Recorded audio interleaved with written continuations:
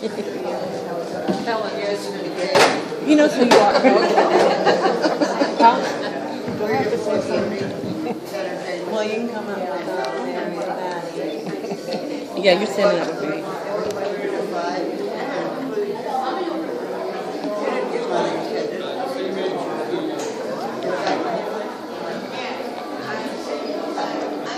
Hello and konnichiwa. My name is Frances Coyne and I'm the youngest of Mary Coyne's 5 daughters. On behalf of my mother and the rest of my family, I'd like to thank everyone for joining us to celebrate her 88th birthday. It's wonderful to look around and see the descendants of Mary Coyne gathered in one place, and especially seeing my own 3 children together at the same time. I would like to give a special thanks to Elaine and everyone at the Senior Center for all the help they've done. If you want to stand up, Elaine, so everybody knows who you are. She's director at the Senior Center. She's done a lot of things to support the Senior Citizens of Fairmont.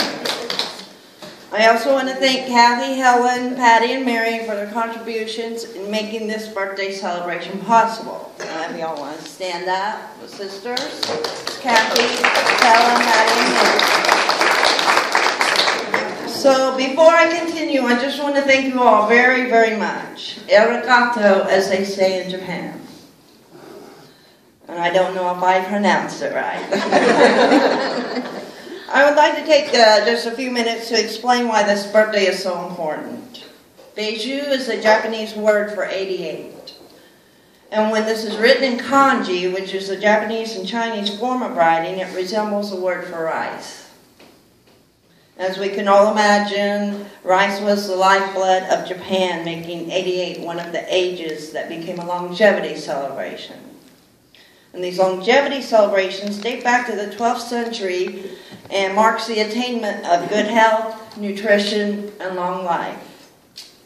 However, the lifespan of someone in those days was much shorter than it is today. So now the Beiju ceremony is a fairly common event in Japan. So Mom is not really the oldest person here, I believe. So when someone reaches 88 or Beiju, traditionally the birthday person wears a gold cap and vest and sits on a gold cushion. But most modern day seniors find that a little unflattering. So we're doing this Beiju a little bit American style, since most of her entire family is 100% American. One thing we are trying to keep close to the Japanese traditions is the giving of gifts by the guests of honor. So later we will be giving a few gifts away, humble gifts to some lucky guests. In the old days, a birthday person used to go around the neighborhood delivering rice cakes, which my mother always called mochis, and most of our family has had those. Instead, today we will have a variety of vegetable and seafood rolls. And for you, those of you that like that kind of stuff, I don't really like them that much. In addition to some good old American food, which I haven't brought out yet. But we also will have some rice crackers, but watch out for the spicy ones, because they're a little spicy. The birthday person also provided the guests with humble mementos of their celebration, so every table has a set of party favors that are yours to keep. I just ask you if you're compelled to open the rice pouch to wait until after you leave. Okay. Another reason that makes this birthday special is the fact that my mother is here to celebrate it at all. She has faced death on more than one occasion. My mother was born in Tokyo, Japan in 1927 by the name Yayoko Fuji. To fully understand how long ago that was, here are some interesting facts going on in America at that time. In 1927, Calvin Coolidge was our U.S. president, if anybody knew who he was. A loaf of bread cost 9 cents. A new car cost $475. And if you're fortunate enough to own a car, you only paid 10 cents for a gallon of gas.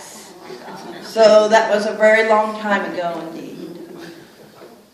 It was my mother's destiny to become a survivor in many ways. A survivor of war, a survivor of terminal illness, and a survivor of tragic losses.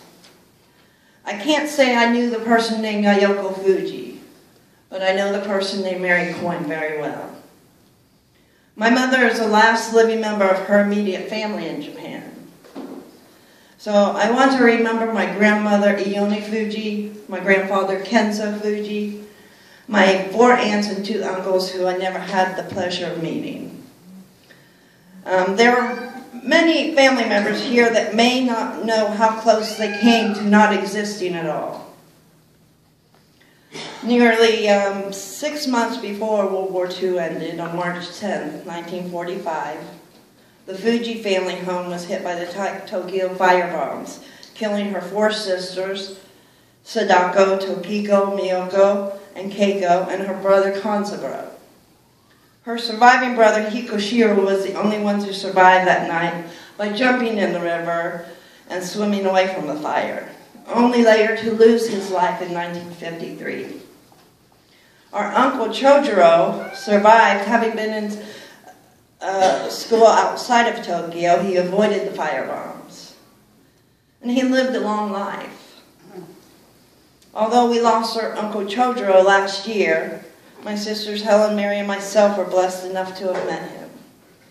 And his 2 sons, Shoichi and Katsumi, have carried their father's legacy through their own children. Some people may say by a twist of fate, but I say by the grace of God.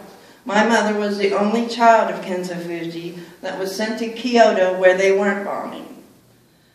And she lived on. And she became a survivor of war. Some years later, she came to America with only 1 sibling alive in Japan. This is the reason why she has been so devoted to her family, because she lost most of hers.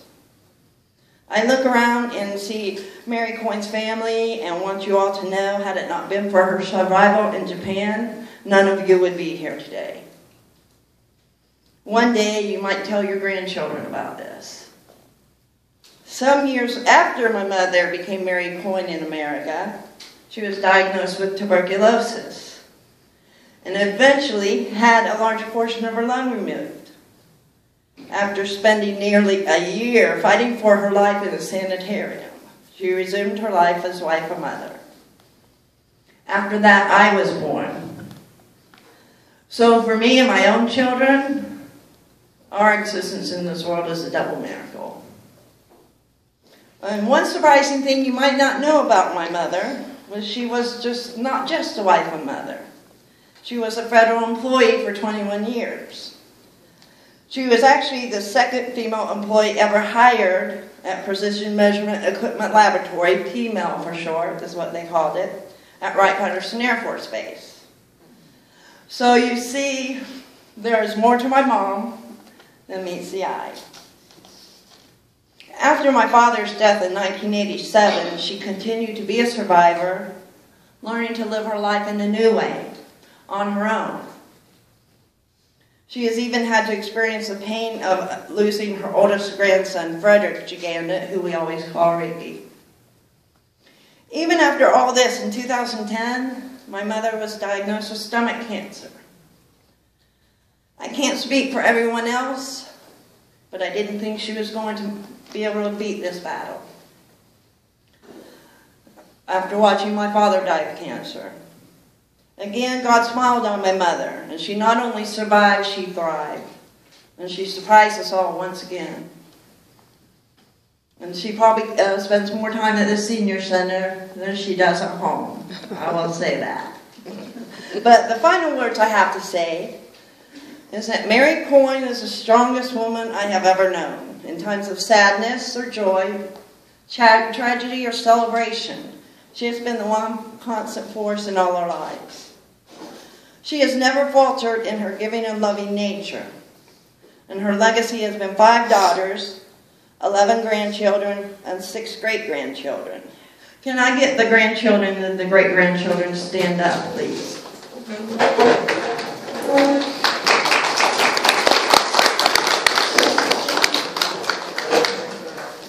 I have did my best to portray all this in a video that I will play for you shortly. only hope that I have honored my mother well, and hope y'all enjoy it as much as I did making it. Thank you very much for all you've done, Mom, and for all you did that we never knew about. Happy birthday, Mom. Thank you. Now, I think my sisters had a couple short things they wanted to say, so Mary and Patty, if you want to come up.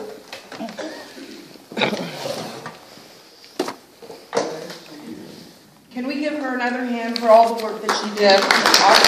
Thank you. This is Mary. She's the next older sister after Frances, and my name is Patty. I'm the token middle child. I just wanted to add one thing. It's something that Frances added about my mom's siblings, because they were never found. But 50 years later, 2 of them, right? 2 of your sisters?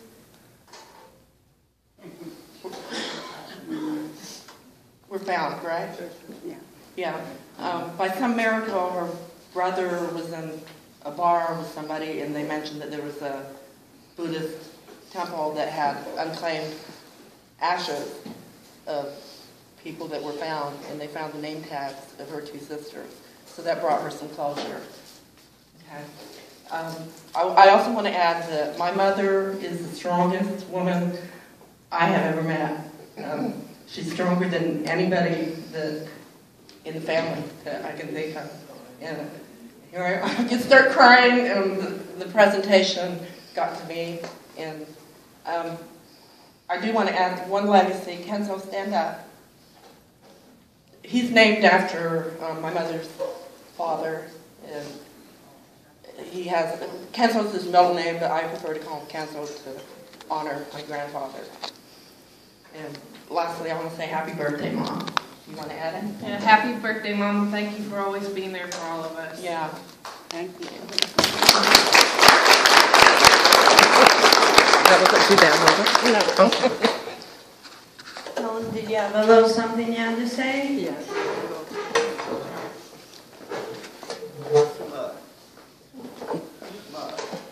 Thanks, Francie. You're welcome. What can I say about a woman that's strong, kind, and an intellectual that is so humble of heart? She is. I love that she's forgiving, and I love that she sees the good in people, and I love that she keeps all her memories alive. And many see her as mother, and many more see her as grandmother. And we all love her. I love you, Mom. Happy birthday. Domo arigato gozaimasu. Oh, that's good. You want to? Kathy, our older sister, she's from Texas. She has a couple words to say.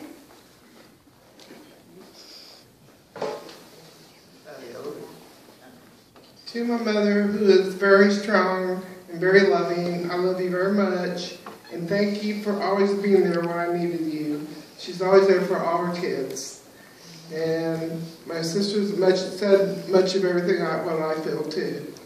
I love you, Mom. Did you want to say something, Mom? Did you want to say?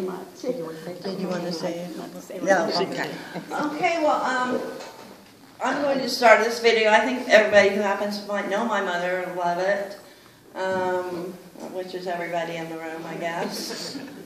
And I'm getting ready to bring all the food out, and before we start eating, I'm going to have Don lead us in a prayer before we eat. Okay, so I hope you enjoy it.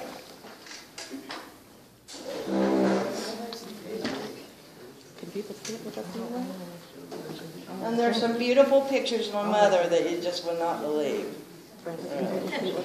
Huh? Can you all see it over them? The TV? Can everybody see that? Okay. And I'll play it later for those of you who can't see it real well. I'll have it kind of going for this party.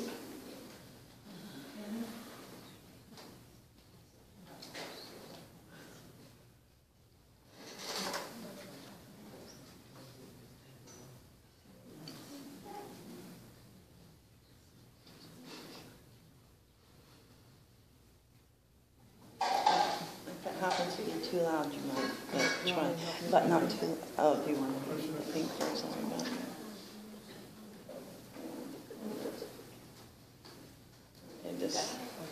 I don't think so. It's just the party trace. It's just the volume of it. Complain about it.